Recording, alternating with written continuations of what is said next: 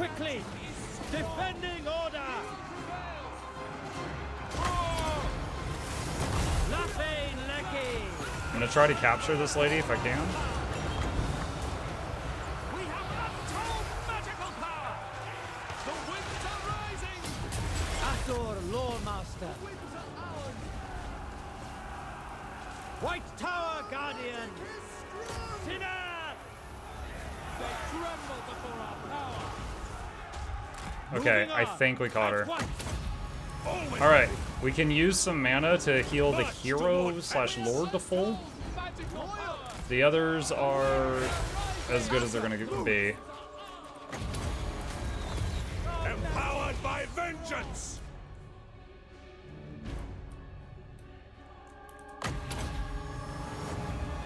What's the mount for this legendary lord? For Eltharion? I'm not sure. Not all lords even get mounts. I don't know if he gets one. The other lord I have, the caster lady, it said that she was going to get a few, and I only remember the last one was a great eagle. Furion says it's Stormwing, which is a griffin.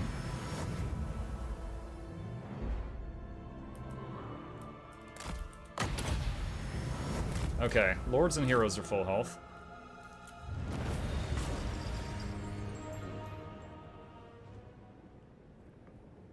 And let's see if they're gone or if they get like a new stack.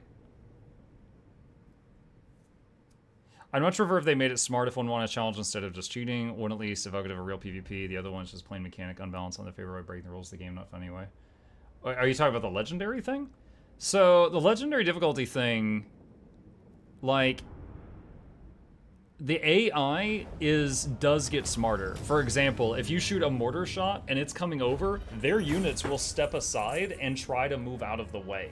They're not always successful, but they do play decently in some ways. In other ways, you can take advantage of them because, like, their behavior can be predictable and you can exploit that. But in some ways they do get more intelligent, but in other ways it just, is like, okay, well, I can't make, the game AI is on maximum and you're still stomping them, so if you want to turn it any higher, we're just going to give them cheats. And it's your choice. You don't have to do that. I did do that, but you don't have to. Let's get Spirit Leech, go toward Life Leeching. Played against the Slanesh Fire in multiplayer, it's horrible to play against. Oh, dude, many of the factions have stuff that's just ridiculous to play against. Like, for example, I told you that, what's his name? Deathmaster Sneech, the Assassin Rat, has an ability with a 100-turn cooldown that deletes a faction. So you would not, like, some of the stuff, the dwarves have an endgame thing where they can make all their armies free. So they can make every single army have just 20 death blimps. like no upkeep at all.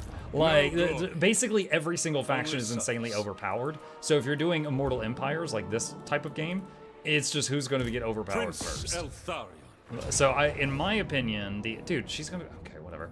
In my opinion, the funnest way to play this multiplayer, if you're gonna play on the big map, would be many players versus a bunch of overpowered computers. And then, because that way you don't have to worry about, like, oh, don't use the instant kill move, it's too OP, it's not fun. You don't have to worry about that, because you could just throw everything at them. Orion can have free armies turn 1. Yeah. What faction are you playing? Eltharion, my very first time playing High Elves. He's basically Batman. It shall be done. Spearman! Okay, we've got a really nice, like, canyon here. I fight for Ivres. Without fail. Loyal! Spearman! Hark, kinsmen. May the power of Mukluk and Azir strike them down. To battle! He's equipment carried. Well, he beats people up and throws them in Arkham Asylum. Arkham Asylum is this jail cell thing, and he can basically like capture enemy lords and heroes and kill them, or like get basically sabotage them. And when the enemy gets them back, you're stealing 5% of their money per turn and things like that. Like, you make them like insider. We've got a lord and a hero, and they have heals now. I wonder if they can just charge in here and go ham.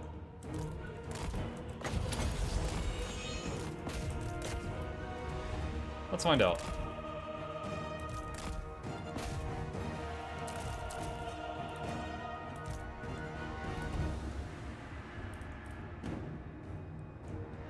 Oh, some of them tried to run past.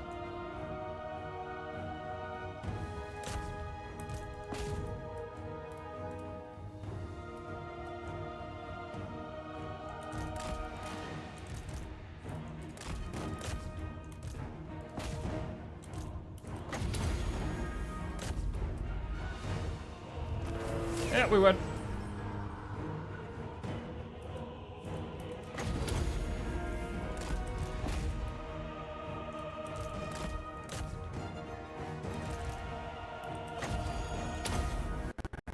Whoa, lag spike. I'm just topping off the Lord and the hero's hit point bars as I can. I have seen some really cool player versus player battles where it was literally just like this screen, right? It wasn't the world map thing. It was just they were playing, they went into like a custom mode and just played battles here and were trying to outplay each other. And it was very impressive stuff. So, just to reiterate, when I was saying earlier, like the overpowered crazy campaign mechanics, that's campaign. My favorite game mode so far is the campaign. I like leveling up my lords and heroes and getting them different gear and then trying different builds and stuff. You know, I like the whole package, not just the battles. But if you were to do player versus player, I would probably say stick to the battle mode, like the skirmish or whatever it's called. All right, they gone. We can get more influence. Prince Eltharion. Okay, Barded Ilithamar's steed. He's got a horsey now. Brook no failure. Okay. Does that give him? It gives him more speed, more charge bonus, and a little bit of hit points. Okie dokie. So next thing would be to go for this place down here. Where's the edge of my territory? It's that line there. All right. It is but one victory. We don't have to. Okay, we don't have to worry about that. We just walk over there. On, and now there's friggin' that guy. The Warden of Tor Ivres. I could hire more units, but then my income's gonna go into the negative. Master of high magic. And I have to make a decision. If I hire more units, then we basically put ourselves on a timer where our money is going down to 0. Okay, hold on. We've got to. What else can we do here? Mistwalker High Command. Ladriel's what does Ladriel's Blessing do? I don't know. I don't know what that does.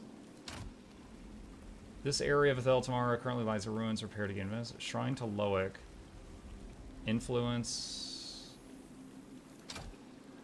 Mist of Ybres province effect. Friendly armies within the Mist of Ybres gain additional movement range and develop a Mist army ability. It increases the bar at the top to the campaign screen.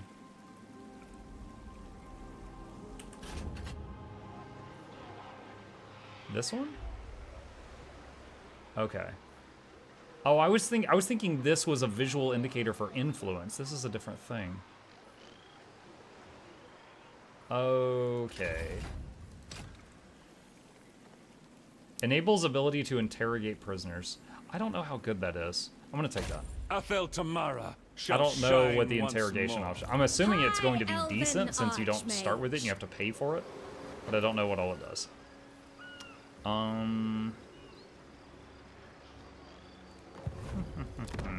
Okay.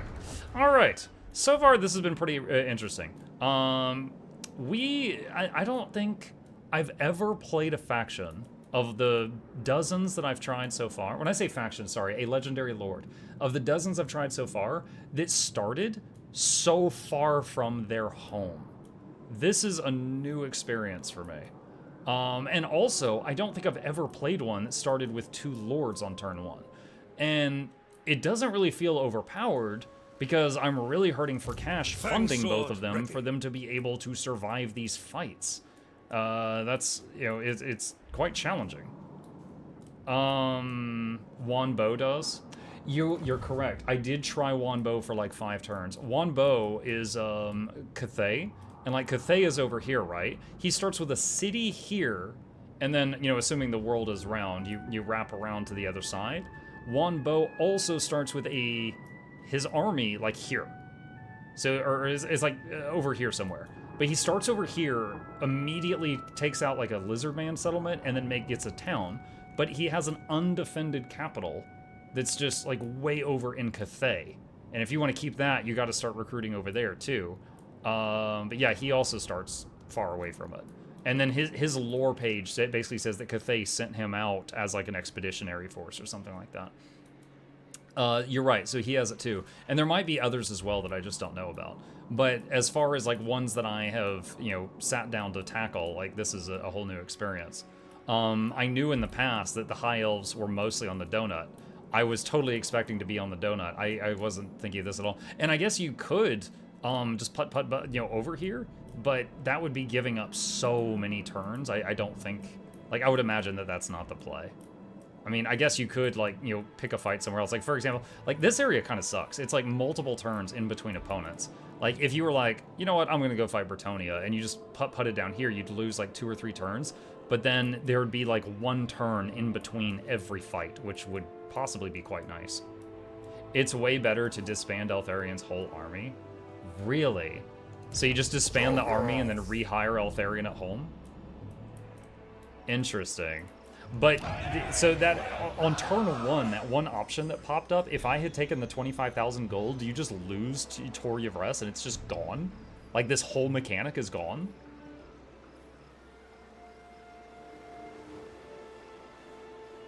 That's if you don't want short victory. What is a short victory? Destroy the following factions. The Teeth Snatches, the Top Knots, which are way down here, the Bloody Hands, which are down here. Okay, so basically it's the factions here. It's just the factions over here. Yeah. Alright. That's pretty cool. And then, I know Slanesh is right there, so we may end up having trouble with him pretty soon. I'm listening. Yeah. So far, the only hero I have seen is that Lore Master guy. Bro, he might be too strong. Like, he is a dream. He's amazing. Like, he's a caster, fine. He's armored. Okay, many casters aren't. He's armor piercing. Okay, he's a caster that can throw hands. He's anti-infantry. Icing on the cake. All right. So that's crazy. And then on top of that, he has some nice spells. Best heal in the game. Great single target attack. One of the strongest passives in the game. This effectively reduces the mana of every spell you cast by 2.5. So this is going to be a 1.5 mana AoE heal. 1.5 once I get life leeching. And then this is going to be a 3.5 mana nuke. It's going to be crazy. And then also he is just out there in the middle of everything and just throwing hands. Like, that's crazy. This guy's not bad. He's armored, which kept, an Apotheosis is a single target heal for 3 mana. It's not bad. His kit's okay. I haven't read this line at all yet. The other stuff it's all right. It's all right. He's got the melee line, the red line, the blue line. What is this? High magic line? I think this is high magic. I'm pretty sure. Which the only time I've seen a bit of high magic was Mazda Mundi has some of it. But otherwise, it's like a high elf thing, so you don't really see it on the other factions. Kind of like how I never saw deep magic until I tried playing the Vampire Coast. I really need to get a plus replenishment thing in this army. No weakness. He's got one there, which would be many levels away, or getting a hero that gives replenishment, which would be, I don't know what. She does scouting. Okay, it's not her. What is this? A noble? Okay, hold on a second. Noble has replenished troops. So a rank 3 building can make a noble. Lore Master has training. Handmaiden also has replenished troops. Okay, so noble or handmaiden in an army makes the troops heal faster. So that would be the next thing. Normally I don't use heroes outside armies since I don't tend to play long campaigns. That was a crazy thing with Sneakch, the assassin rat. he is able to make the building in a settlement that, the building you build in a settlement that allows you to recruit assassin rats and also increases the maximum capacity for assassin rat heroes by 1 is a tier 1 building. So you can literally just build it for like 500 gold in every single town. So you could very quickly have 20 or 30 assassin rat heroes. So you can have every army, you can have like 4 of them. And then also you can have a bunch running around. It's actually kind of crazy because, you know, they all have a duelist, so they're pretty good in combat. They all have, stalk, so they're kind of invisible until they get close to an enemy. So that's one of the things that was actually pretty strong for Sneak, was just you had so many freaking heroes. Like you could have easily a quarter to half of each army be just heroes. Okay, I am staying up way past my bedtime talking about this. I am having fun. I still hate their hats, but I am looking.